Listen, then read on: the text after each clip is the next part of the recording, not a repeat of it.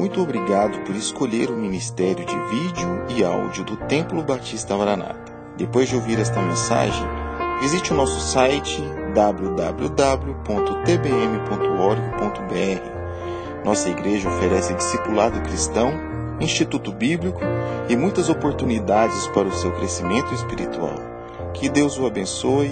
Maranata, ora vem, Senhor Jesus.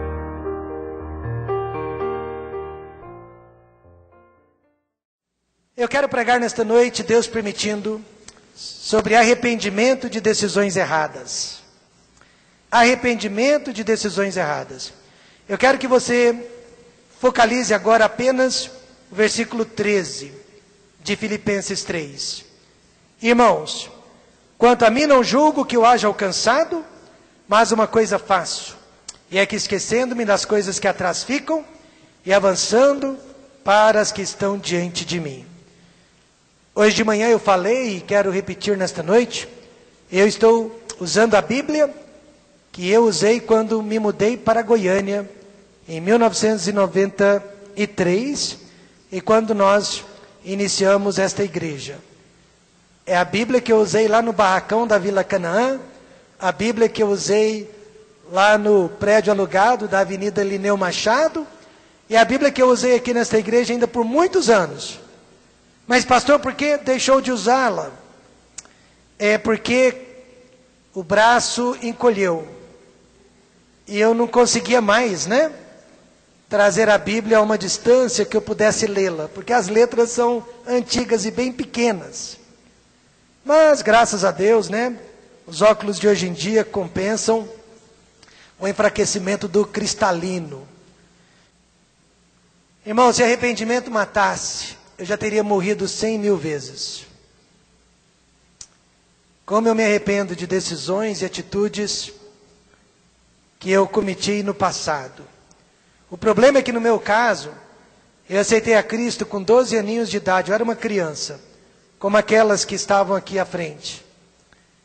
Isso quer dizer que as piores decisões que eu já fiz foram feitas depois da minha salvação, depois da minha conversão, e não antes de ter aceitado a Cristo.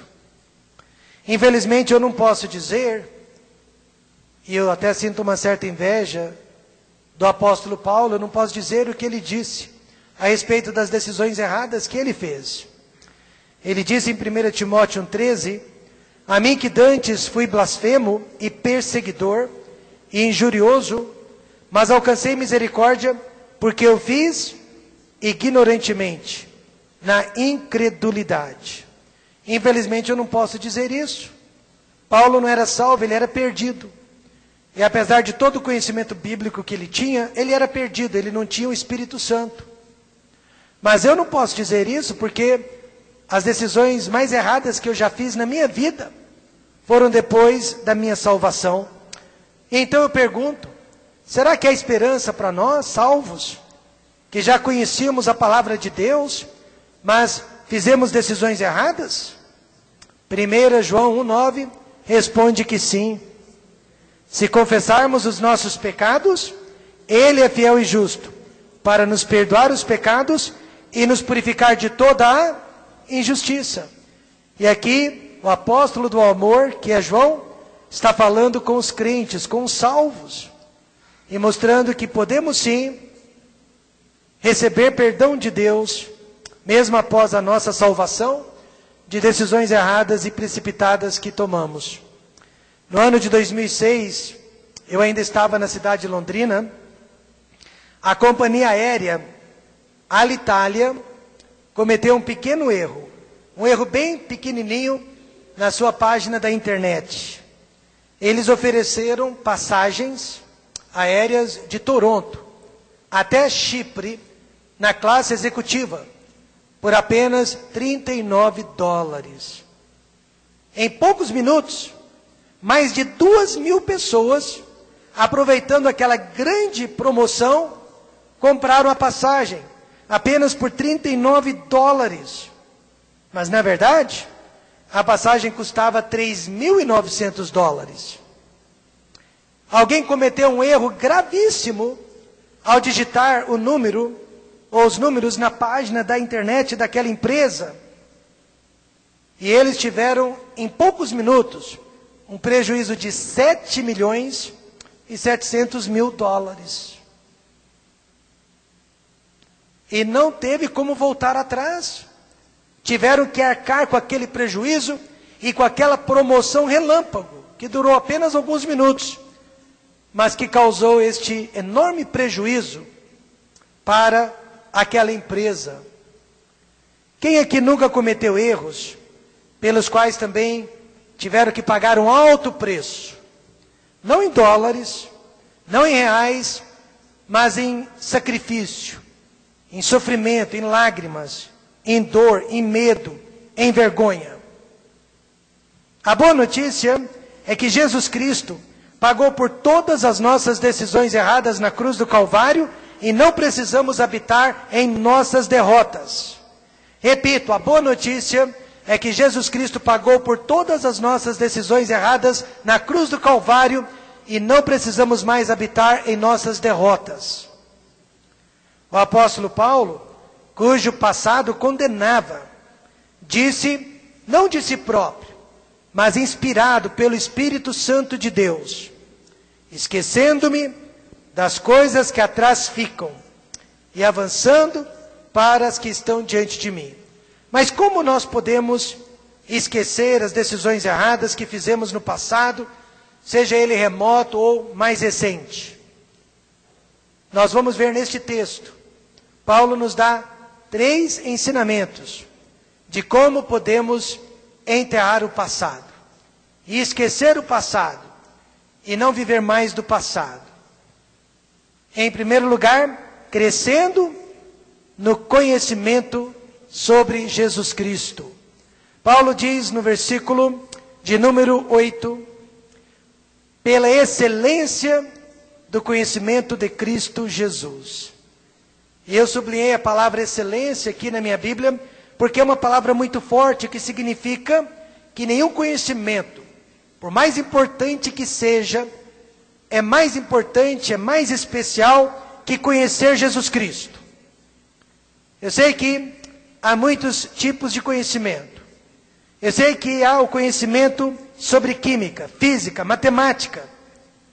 Pessoas gostariam de saber até mesmo quem mandou matar o ex-presidente John F. Kennedy, porque foi o assassinato do século passado. Mas nenhum desses conhecimentos é tão importante quanto conhecer Jesus Cristo, porque nenhum desses conhecimentos nos levará para o céu, mas Jesus Cristo nos leva para o céu.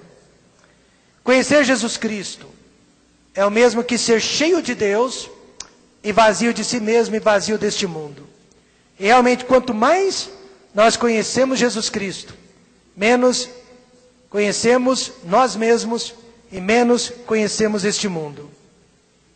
Efésios 3,19 diz, e conhecer o amor de Cristo, que excede todo o entendimento, para que sejais cheios de toda a plenitude de Deus. Então, o amor de Cristo que pagou por todos os nossos pecados, o amor de Cristo que perdoa todos os nossos pecados, é este conhecimento que vai transformar a minha e a sua vida também. Mas como crescer neste conhecimento? Basta frequentar uma igreja que prega a palavra de Deus? Basta frequentar uma igreja onde o pastor ensina a palavra de Deus? Não, não basta. Paulo ensina no verso 7 que é preciso priorizar este conhecimento. Ele não vem, não chega de graça, não acontece por um acaso, mas ele é adquirido através do nosso esforço pessoal, em colocá-lo em primeiro lugar. Paulo disse, mas o que para mim era ganho, reputei-o perda por Cristo.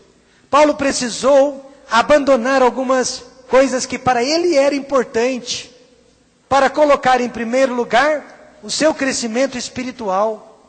Ele viveu para ser o maior de todos os fariseus.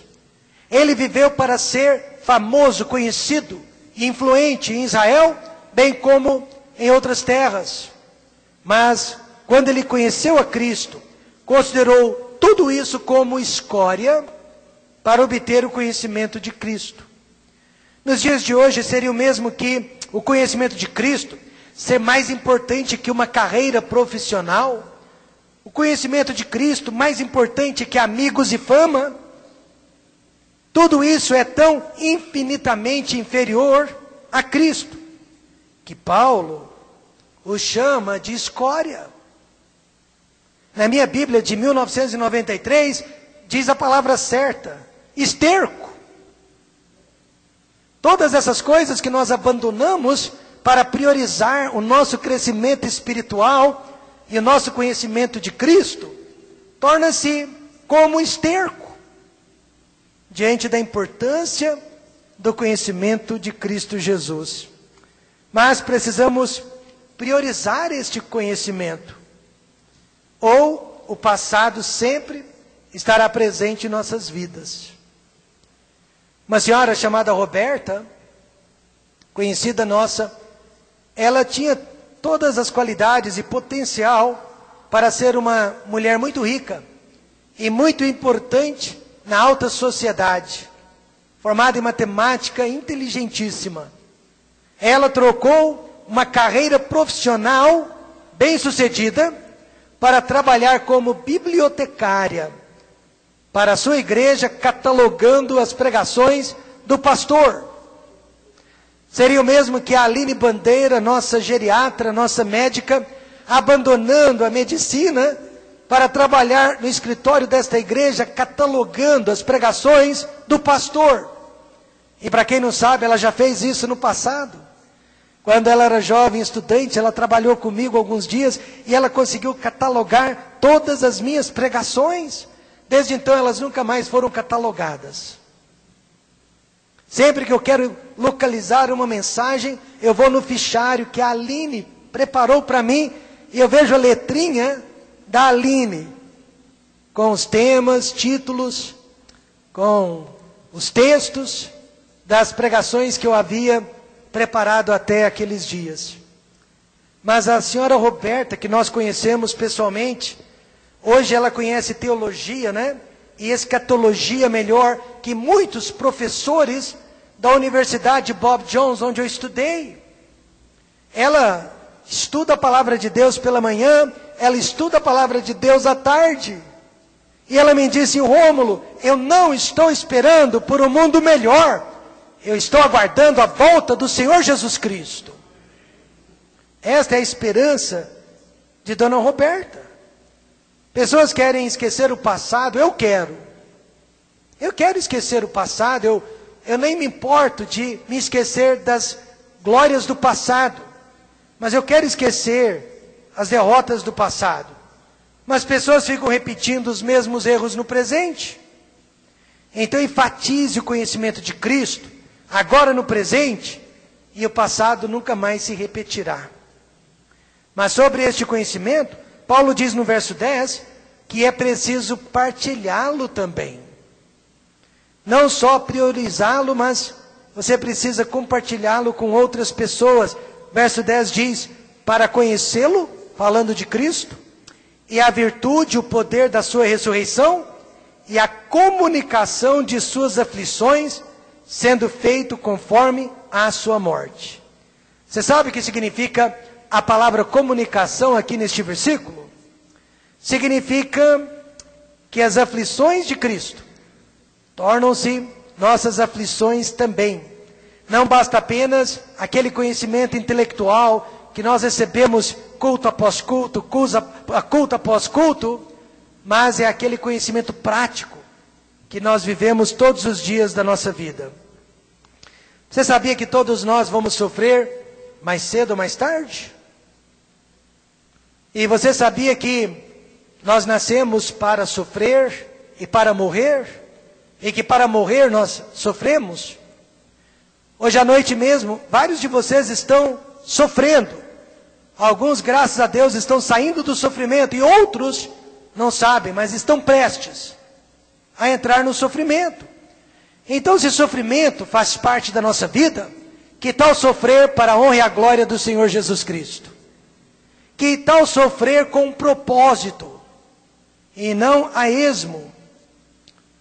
Paulo trocou uma vida de mordomia, uma vida de fama, por uma vida de preconceito e perseguição, por causa do conhecimento que ele adquiriu do Senhor Jesus Cristo.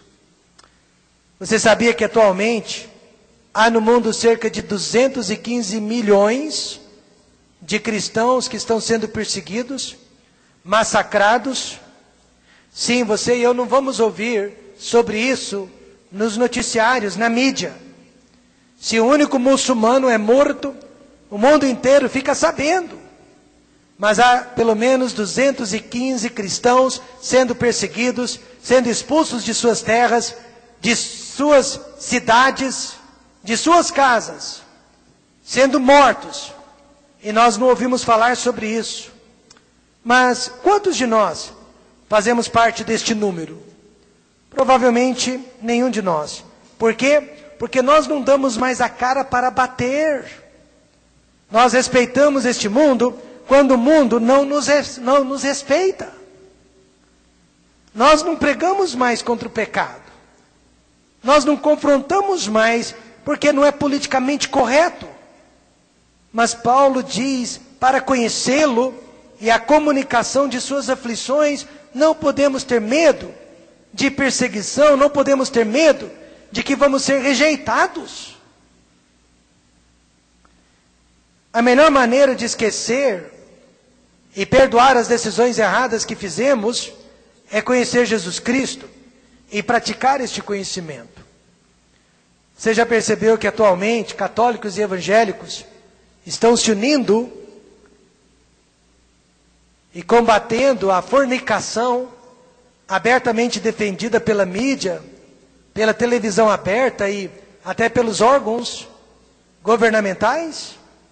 Eu sou a favor desta união porque ela não é doutrinária, ela é moral. São cidadãos brasileiros se unindo para a proteção das crianças e da família. Mas haverá consequências, haverá repercussão, haverá perseguição. Mas o que Filipenses 1,19 diz, em relação a Cristo, não somente crer nele, como também padecer por ele. Eu e você já fizemos muitas decisões erradas no passado, mas o meu maior consolo agora é conhecer Jesus Cristo. E cada vez que eu conheço mais eu esqueço das minhas derrotas no passado.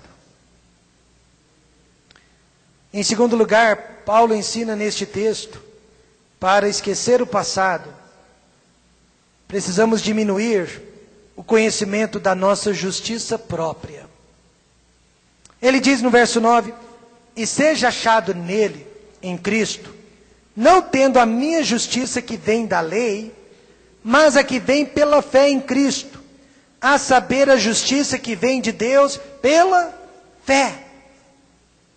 Hoje eu estava aconselhando um irmão em Cristo, triste, chateado, com a injustiça que sofrera de alguém, e eu disse para ele, a melhor maneira de vencer essa tristeza é se lembrando que você e eu não merecemos nada mais, nada menos do que o inferno. É o que eu mereço, é o que você merece. Então, por que se sentir injustiçado se nós merecemos o inferno? Mas pela graça de Deus nós fomos salvos. E pela graça de Deus nós vamos para o céu. Paulo, ele não só queria esquecer os erros do passado, mas veja, ele também queria esquecer os acertos, para não se vangloriar, para não se achar especial, não só o pecado, mas a autojustiça também. Transforma a vida de uma pessoa em miséria. Não só o pecado, mas a autojustiça também nos transforma em pessoas derrotadas. Ninguém suporta uma pessoa que está sempre certa aos seus próprios olhos, sempre a dona da razão, implacável contra os erros dos outros. Nem ela mesma se suporta. Por isso Paulo disse, olha, a minha justiça, e eu estou parafraseando, não vem da lei, não vem do que eu faço. Não é porque eu estou na igreja, fui batizado, sou dizimista, mas vem de Deus pela fé. Quanto mais conhecemos este Cristo, mais enxergamos os nossos pecados, mais enxergamos os nossos erros e reconhecemos que a salvação só é possível através da graça do Senhor Jesus Cristo. Mas sabe qual é o segredo? O segredo é ter alvos. Verso 12 diz: mas prossigo, para alcançar aquilo para o que fui também preso por Cristo Jesus. Preso porque ele estava escrevendo do lado de dentro de uma prisão. Preso porque ele não tinha mais liberdade para ir e vir. Mas de dentro de uma prisão, mesmo sabendo que poderia morrer, ele não deixou de ter alvos. Ao invés de ficar ali habitando nas derrotas e nas glórias do passado, Paulo estava olhando para frente. Ele tinha alvos, alvo de ser feliz em Jesus Cristo. Haja vista que várias vezes em Filipenses ele diz: regozijai-vos no Senhor. Outra vez vos digo: regozijai-vos. Regozijai-vos sempre no Senhor. E um dia eu fui pesquisar o que essa expressão significa no grego. E eu descobri, irmãos, literalmente significa dar um pulo de alegria. Demonstrar alegria. É fazer isso que o Wesley acabou de fazer. Glória a Deus! Como que ele conseguia pular de alegria de dentro de uma prisão? Porque ele tinha alvos. O alvo de ser feliz em Jesus Cristo. Ganhar os soldados romanos para Cristo. Encorajar as igrejas, mesmo do lado de dentro da prisão. E finalmente ir para o céu. Que outro alvo nós temos além do alvo de ir para o céu? Eu perguntei para um jovem: quais são os seus alvos? Eu vou entrar na faculdade e vou me formar. E depois eu vou me tornar um profissional bem-sucedido e ganhar muito dinheiro. E depois eu vou me casar e eu vou ter filhos. E depois nós vamos passear, nós vamos conhecer o mundo. E depois eu vou me aposentar com um bom rendimento. E depois? Depois? Agora você não quer dizer? Depois vem a morte. Este é um alvo. Por isso Paulo disse: porque para mim o viver é Cristo e o morrer é ganho. Ele tinha um alvo de morrer, sim. Não que ele fosse suicida, mas ele tinha o alvo de partir e deixar este mundo para trás. Então eu digo que o maior perigo na vida de um crente é a falta de alvos. Por isso que ele habita no passado, nos traumas, nas decisões erradas, nos acontecimentos desagradáveis. Mas se você não tem alvos, procure logo tê-los. Pois já dizia o ditado: mente vazia, oficina do diabo. Desde os meus 13 anos de idade, eu sempre soube do meu alvo. Sempre soube. O meu alvo sempre foi o de ser fundador de igrejas. E como Deus nunca me disse quantas eu iria fundar, imagino que vai ser o meu alvo, né? Até o último dia de minha vida. Se eu não puder mais abrir igrejas, e acreditem, acho que já cheguei lá, pessoalmente, fisicamente, eu vou poder formar equipes e times, mas sempre será este o meu alvo. Porque viver sem alvo é muito triste. E sempre vai me reverter ao passado. E eu não quero viver do passado. Pastor, mas o seu passado, pelo menos desde os seus 12 anos de idade, deve ter sido maravilhoso. Engano seu. Eu me lembro muito mais das derrotas do que das vitórias. Acho que isso é comum a todo ser humano. Eu não quero viver do passado. Eu conheço um pastor que, para se prevenir da depressão, porque ele tem tendência depressiva, há pessoas que nascem assim, mas para se prevenir da depressão, ele está sempre envolvido em algum projeto. Ele é verdadeiramente um workaholic. Ele vive para trabalhar, e antes de terminar um projeto, ele já tem outro. E ele já nos disse: não posso ficar parado. Trabalhar para mim é lazer, lazer para mim é trabalhar. Mas é assim que ele vive a vida. Ele tem alvos. Jesus ofereceu um alvo para o jovem rico, lá em Mateus 19, disse para ele: vai, vende tudo que tens e dá aos pobres, terás um tesouro no céu, e vem e segue-me. Que alvo maravilhoso! Mas o jovem não quis. Ele preferiu continuar rico em sua vida de autojustiça. Não mato, não roubo, mas foi embora tristonho, vazio. Além de ter alvos, outro segredo é ser realista. Nós pais colocamos alvos inalcançáveis na frente dos nossos filhos e depois não entendemos, né? Por que eles se sentem derrotados. Deus não faz isso conosco. Ele coloca alvos realistas na nossa frente. Paulo foi realista. Sabe o que ele disse? Não que já tenha alcançado, ou que seja, diga alguém, não existe ninguém perfeito dentro desta igreja. Talvez o Eduardo, né, seja a pessoa mais perfeita hoje, ou menos imperfeita. Mas você viu como que ele é imperfeito? Puxou o pai dele, chorão. É a natureza adâmica, né? Não tem jeito. Alguém me disse hoje cedo, olha, ele é muito bonito. E infelizmente eu tenho que dizer que ele se parece muito com o Renato. Mas a verdade, irmãos, é que não existe ninguém perfeito. A diferença, então, entre a autojustiça e o realismo é a seguinte: a autojustiça acha que já é o que tem que ser, já alcançou o que tinha que ser alcançado. Mas o realista, ele sabe que está muito longe de ser o que precisa ser, mas ele está sempre tentando. Nesta noite eu confesso, eu não sou perfeito, mas eu sou um realista. Nós estamos caminhando todos os dias, progredindo todos os dias. E eu sei de uma coisa: um dia eu serei perfeito. Perguntaram-me recentemente: pastor, lá no céu nós vamos reconhecer uns aos outros? Sim. Então eu vou saber que este foi o meu marido e que aqueles foram os meus filhos? Sim. Mas com uma grande diferença: você será perfeita. E porque você será perfeita, você não vai ter necessidade de ser mãe, você não vai ter necessidade de ter os seus filhos, você não vai ter necessidade de ter o seu marido. Por quê? Porque na perfeição você tem tudo de Jesus Cristo. Ele vai suprir todas as nossas necessidades e seremos perfeitos.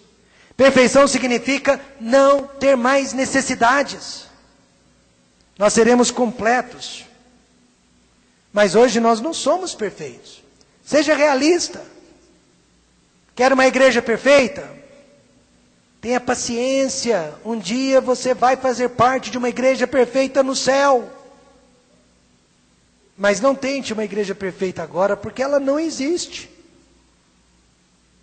Eu conheço milhares de igrejas. Já visitei milhares de igrejas. E eu prometo, é utopia. Não existe igreja perfeita.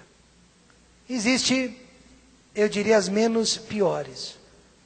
Mas não existe perfeita. Porque nós estamos na igreja, nós somos imperfeitos. Por isso que eu gosto muito da ilustração da lavagem dos pés por Jesus Cristo.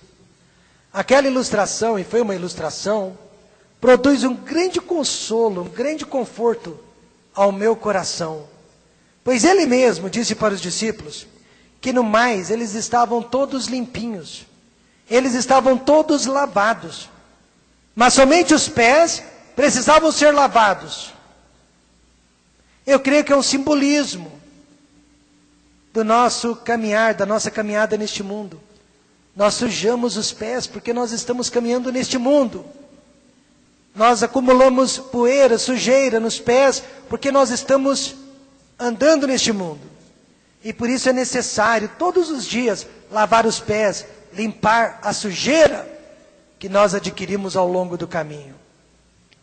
Paulo sabia então que ainda não havia chegado à perfeição. Você já reconheceu isso também? Ah, eu sei que eu ainda não sou perfeito. E você sabe também que o seu próximo ainda não é perfeito? Mas ao invés de ficar desanimado, Paulo disse: eu vou continuar prosseguindo. Eu não vou me desanimar. Então, nesta noite, eu quero colocar uma pedra em cima do meu passado. Minhas decisões erradas, mas para isso eu tenho que conhecer Jesus Cristo melhor. E para isso eu tenho que diminuir o conhecimento que eu tenho de mim mesmo, das minhas conquistas e vitórias. Eu tenho que reconhecer as minhas limitações. Mas em terceiro e último lugar, e este é o ponto principal de todos, abandonando os pensamentos condenatórios. Antes de ler o versículo 13, quantos aqui podem dizer: pastor Rômulo, eu tenho uma consciência sensível? Sabe o que você quis dizer com isso? Você se autocondena. Até certo ponto isso é saudável, mas depois de um certo ponto torna-se doentio. E eu estou falando de pensamentos doentios, condenatórios. Aquele complexo de inferioridade que ninguém cura e que ninguém tira de você. Veja o versículo 13. Vamos ler juntos mais uma vez? Irmãos, quanto a mim, não julga que o haja alcançado, mas uma coisa faço, e é que esquecendo-me das coisas que atrás ficam, e avançando para as que estão diante de mim. O Espírito Santo é quem nos convence dos nossos pecados, através de uma pregação, de uma leitura bíblica. Mas o diabo é quem nos condena dia e noite. É ele que atormenta o nosso sono, ele que nos faz acordar pensando nos nossos erros, nos faz viver pensando nos nossos erros, nos faz dormir pensando nos nossos erros, nos faz sonhar com os nossos erros. Eu quero repetir uma frase nesta noite: pecados confessados e perdoados são pecados apagados. Novamente, pecados confessados e perdoados são pecados apagados. Como sabemos disso? Porque a palavra de Deus diz: e o sangue de Jesus Cristo, seu Filho, nos purifica de todo pecado. Martinho Lutero, ele era como muitos de nós. Ele vivia debaixo da culpa do pecado. Ele havia sido salvo, ele havia sido perdoado, mas ele não tinha paz de espírito. Ele era lembrado o tempo todo dos seus pecados. Dormindo um dia, com a consciência pesada, ele sonhou que o diabo lhe apareceu com um livro enorme, no qual havia registrado todos os pecados, todas as culpas de Martinho Lutero. Mas no próprio sonho, Martinho Lutero teve forças e mostrou um livro bem menor, mas muito mais importante, e disse: este livro aqui já diz: e o sangue de Jesus Cristo, seu Filho, nos purifica de todo pecado.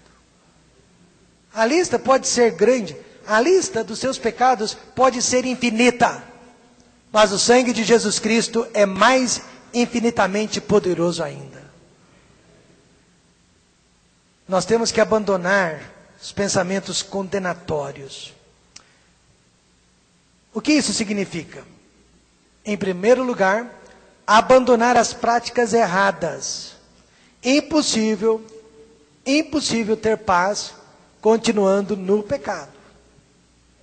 Deus perdoa todos os nossos pecados e todas as vezes que confessamos. Você não acha que aquele que disse 70 vezes 7 também não pratica o que ensinou? Todas as vezes que nos arrependemos e pedimos perdão, Ele nos perdoa.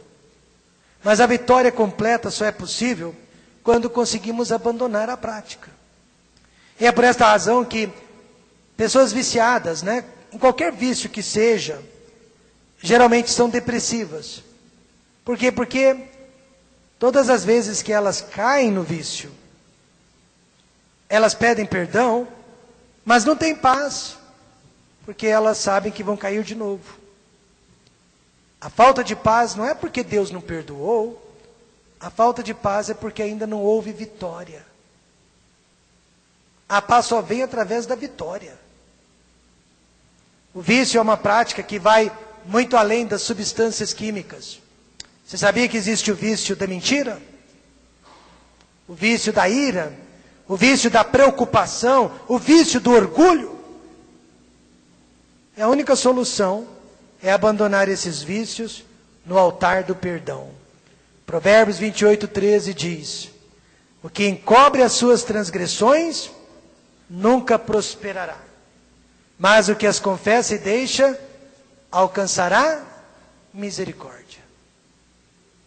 Em segundo lugar, é necessário não só abandonar, mas substituir as práticas erradas. Paulo disse: esquecendo-me das coisas que atrás ficam, mas o que ele fazia para esquecer? Avançando para as que estão diante de mim. Paulo deixa bem claro então que uma prática ruim precisa ser substituída por uma prática boa.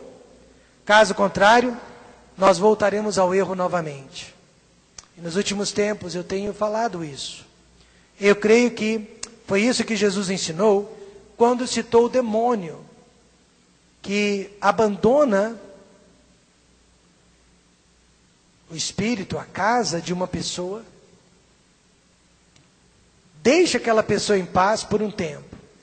Mas como aquela pessoa deixou a casa varrida e vazia, e não colocou um substituto no lugar daquele demônio, mas deixou a casa vazia, aquele demônio volta 7 vezes pior do que era antes. Ou seja, temos que trocar um vício ruim por um vício bom. O senhor disse vício bom? Sim. Existem vícios bons e saudáveis. Dentre eles, ler a palavra de Deus, memorizar a palavra de Deus, buscar a face de Deus, frequentar a casa de Deus, evangelizar. Por que será que nós não conseguimos sermos viciados em Deus? Certa vez eu lidei com um casal que tinha o vício de fazer tempestade num copo d'água. Os problemas eram assim, pequenos, e eles transformavam os problemas em monstros, em pesadelos. E era um vício, era uma dança, que eles sempre dançavam juntos. Aí eu sugeri que o marido se envolvesse mais nas atividades da igreja, no ministério da igreja, pois tinha tempo demais para pensar em seus sentimentos, em si mesmo. Infelizmente, o casal não me ouviu, e hoje o casamento está desfeito. Porque uma vida ociosa é um convite para traumas, problemas, tristeza, principalmente sentimento de culpa. Façamos como Paulo, avançar para o que está diante de nós. Lembre-se, abandono exige substituição. Amigos maus por amigos bons. Hábitos maus por hábitos bons. Lugares maus por lugares bons. Pensamentos maus por pensamentos bons. Em geral, nós fazemos 70 decisões conscientes por dia. Pastor, o senhor contou? Não, alguém contou por mim. Em geral, nós fazemos 1000 decisões, mas conscientes, 70 decisões conscientes por dia. Pensamos, refletimos e decidimos. Ou seja, 25.550 decisões por ano. São muitas decisões, né? Conscientes. Em 70 anos, se vivermos 70 anos, teríamos feito 1.788.500 decisões conscientes. Aí você pega todas essas decisões conscientes juntas, e elas formam o que é, e principalmente o que foi a nossa vida. Nossa vida é resultado de nossas decisões. E hoje à noite eu já decidi, antes mesmo do culto, enquanto nós estávamos cantando, eu tive uma vontade imensa de vir para o altar. De me ajoelhar aqui como que num apelo. Eu só não fiz isso para não distrair a igreja e não chamar a atenção dos irmãos. Então eu fui ali, para dentro daquele quarto. E eu me ajoelhei e eu tomei algumas decisões conscientes. Decisões conscientes. Eu vou me esquecer do que atrás fica. E eu vou avançar para os alvos que estão diante de mim. Chega de viver do passado. Eu quero perdoar e eu quero ser perdoado. Eu quero receber perdão e eu quero liberar perdão. Eu quero alcançar essa graça de ser perdoado e de viver uma vida que hoje agrada a Deus. E daqui a alguns anos, chegarei ao destino das minhas decisões. Vamos fechar os olhos e vamos orar.